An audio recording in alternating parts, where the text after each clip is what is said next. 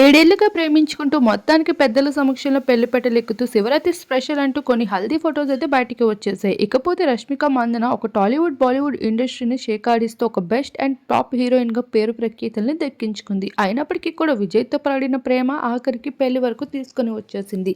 ఎంతోమంది star celebrities, పలుకుబడి ఉన్న వ్యక్తులు ఎంతమంది కలిసినప్పటికీ కూడా విజయ్‌కి ఎవరు చాటి రాలేరు అంటూ తేల్చి చెప్పేసింది.